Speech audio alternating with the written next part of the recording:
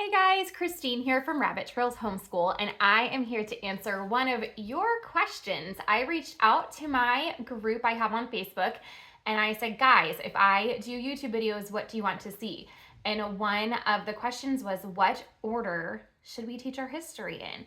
So this can go for anything, whether you are using Rabbit Trails or whether you are using any curriculum out there. I am going to be showing some of our product and what order we did it in to make it work in our own homeschool too.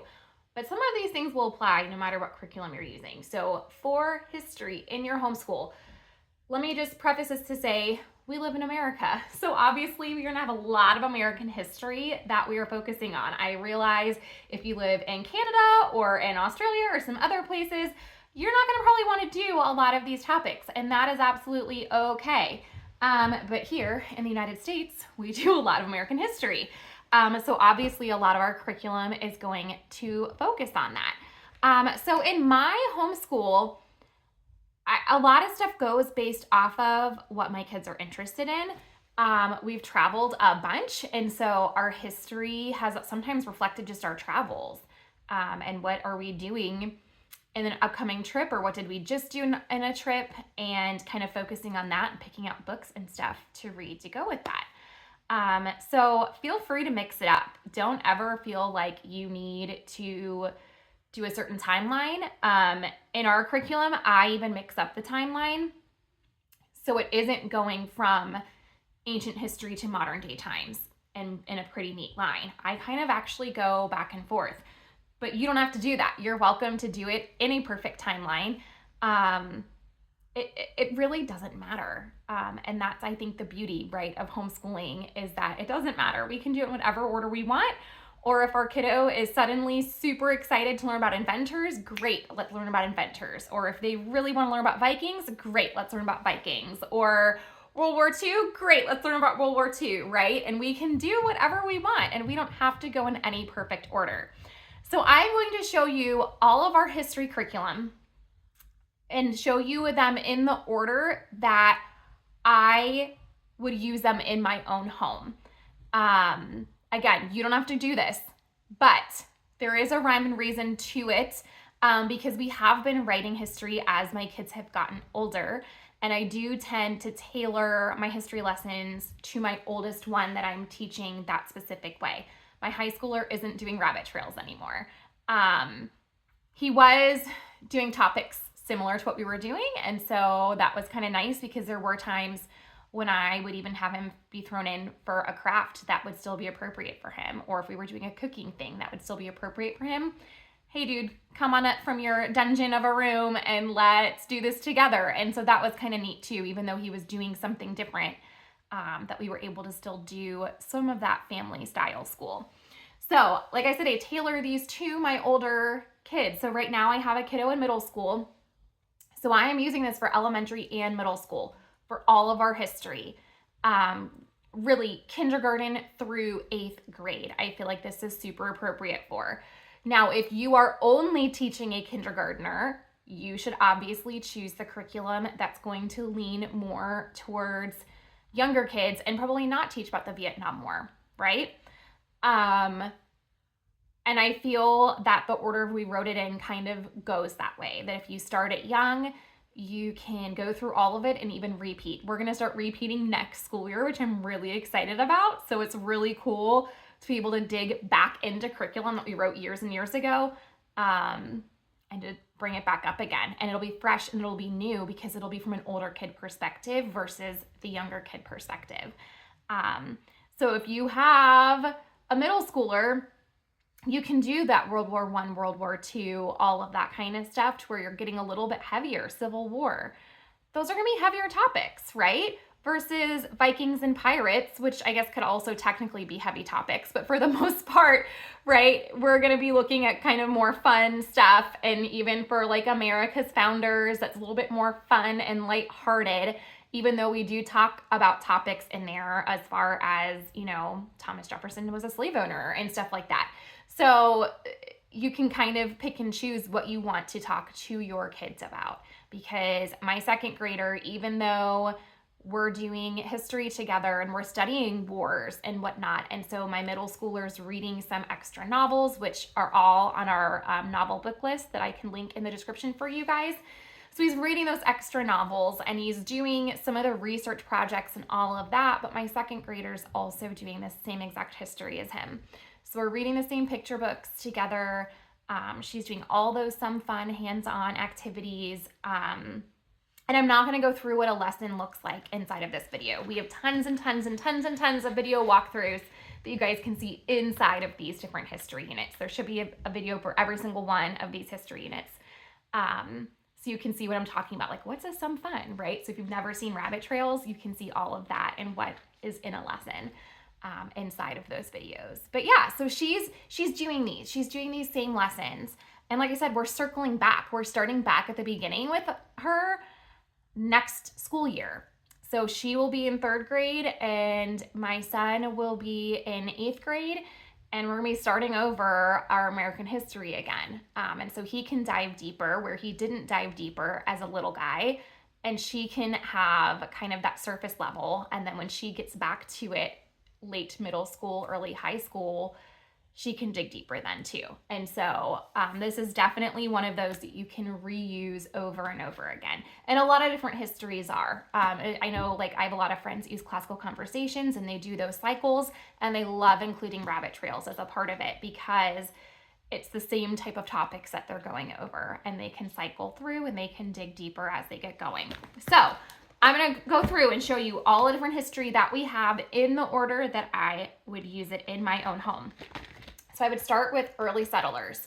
So this is going to, I should have pulled up my website, would have made it a lot easier.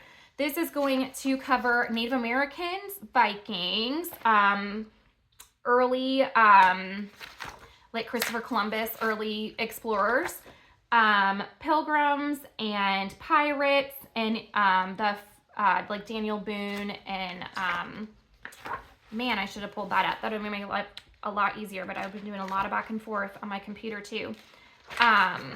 What is it? The French and Indian War. I mean, pages are sticking. Yes, French and Indian War. So that is early settlers. Next, we have America's founders. And so this is obviously going to be going over America's founders. And so we do have George Washington, Paul Revere, Betsy Ross, John Adams, Abigail Adams, Benjamin Franklin, Alexander Hamilton, and Aaron Burr, and Thomas Jefferson. And so this is going to go on all those rabbit trails into the Declaration of Independence and the beginning of Revolutionary War, and all of that is what you're going to see in America's founders. So these are great to start with. So all of this curriculum too are half-year curriculum. So if you are wanting to do a full year of history, boom, doing these together is a great, great, great start. Next, we have westward expansion. And so this is going to go into, let me find my page here. Lewis and Clark. This is going to go into D.B. Crockett, the Oregon Trail, War of 1812, removal of the natives, Pony Express, the pioneers, and the locomotive, and how they did the railroad. So westward expansion is what I would do for number 3. This one does not go in a timeline. This covers ancient history through modern times. It's our Inventor's curriculum. This is super fun, and I often forget that this is a part of our lineup because it's not part of like a timeline, because it kind of does cover a lot of different areas. But it's super fun because it's really hands-on, lots of STEM, definitely a good double dipper if you're like, especially if you've got some younger kids that you're like, hey, we can do science and history together. This is a great unit to do that with. So you're not having to do 2 different subjects if you don't want to, because it's really going over some different timelines and just some really fun hands-on activities. So you're going to do ancient and middle age inventors. You're going to get into early modern inventors as far as like Morse code and Thomas Jefferson and stuff like that. I'm sorry, not Thomas Jefferson, Thomas Edison, Dr. Carver, Grace Hopper, and just going through the different times. And then there's also a lesson on contemporary female inventors and also on African American inventors. And so I love that we were able to include both of those to kind of show people that probably weren't often talked about and often weren't given credit for the achievements that they did. So that's inventors. So if you were to do early settlers and America's founders as year 1, I would do westward expansion and inventors as my year 2. Next, we would kind of take a break from that American history, and we jumped into ancient history and medieval history. So again, that would be 1 year, and this is really what I kind of called like world history as well for our homeschool. And so it was a really, really nice break. And it was just a lot of fun. We really enjoyed doing these. So in ancient history, you're going to get ancient Mesopotamia, Egypt, India, Greece, Roman Empire, and let me make sure I'm telling you the right one because I always forget which time period is which for this, the Mayans. I can always get the Mayans and the Aztecs confused because actually the Aztecs are a part of our medieval history, which I always thought of them kind of being the same time period, and they really weren't. So you're going to, in medieval history, you will cover things like medieval Europe and castles and cathedrals, medieval Asia, and the war, the 100 Years' War and the Black Plague. I don't know why, that's like my favorite. And then of course, like I said, the Aztecs as well. And so there's a lot of stuff to cover in this. Oh yes, and the Renaissance. We do kind of group that into our medieval history as well. So year 3, ancient history, medieval history. That's what we did in our homeschool. For year 4, we did the Civil War. Really cool unit. My son had a really good time with this. This covers slavery and the Underground Railroad. It also has a lesson specifically on Harriet Tubman. It also covers the actual Civil War. We did a lesson that was like specifically just about the war. We did another lesson on Civil War generals. We did another lesson on, sorry, let me get my pages unstuck here. Women of the Civil War. Again, a lot of these women aren't talked about a lot. And so that was really cool to find that. And then we did a lesson on Abraham Lincoln. And last but not least, we did a lesson on Reconstruction because it's really important to talk about what happened immediately after the Civil War. We know history, or we know slavery ended. What happened with that, right? And so talking about Reconstruction is really, really important. Then we dive into the industrial era. So Civil War, industrial era, 1 school year. Really great. It just continues on into history there in American history. So in the industrial era, we will talk about the Industrial Revolution, the Wright brothers. We will talk about Ellis Island. Oh, that's one of my favorites. We got to actually visit Ellis Island while we were studying this, which was really cool. We also have a Statue of Liberty free lesson that is great to tack on to this to kind of get both sides of that Ellis Island experience there. We also had the Titanic. We have World War I, and we have women's suffrage. So that is what you're going to find inside of industrial era. Civil War, industrial era, year 4. Last but not least, brand new curriculum coming out next week, which is Modern America Part 1. Obviously, there's going to be a Part 2 as well that we will release later this year. So that is what you're going to do for year 5. So you can do a whole 5-year cycle using rabbit trails and then again repeat. So if you're starting in kindergarten and you're starting with the early settlers and America's founders, you can really start digging into that then in 5th grade, and you can have your kiddo reading some of those novels to go along with it, and doing some of those cool like research type projects and kind of having their first little bit of learning how to do research, and they don't have to do it in like paper form, right? They don't have to write these long essays or anything, but they can certainly make a lap book, or they can make a presentation or whatever. And it is just really cool to see your kiddos kind of go back and repeat that stuff. So inside of Modern American Part 1, you are going to see the Great Migration. You're going to see the Roaring Twenties. You're going to see Alcatraz, the Prohibition, and the Mafia.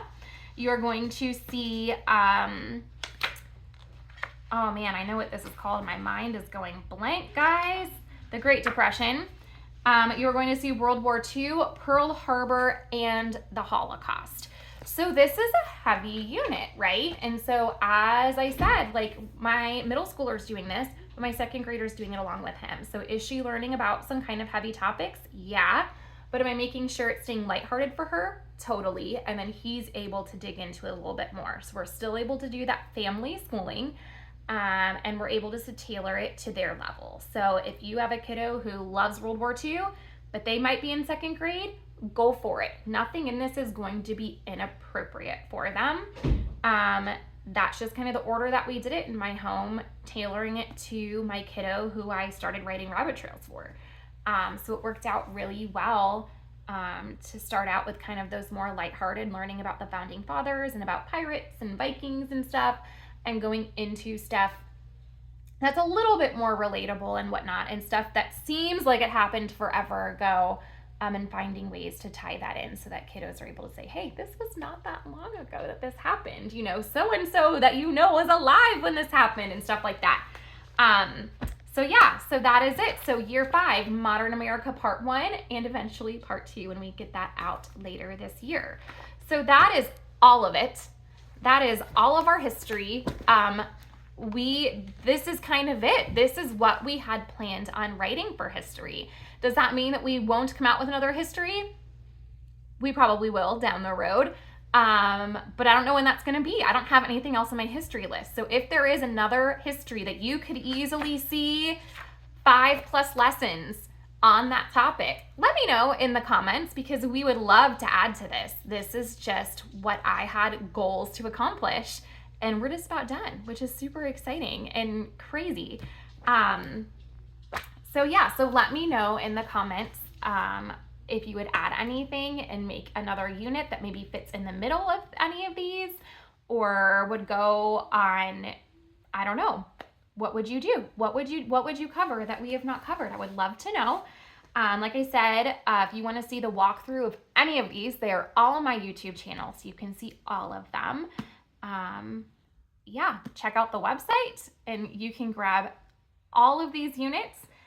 It's super exciting to see all that we've accomplished to get into your hands for history.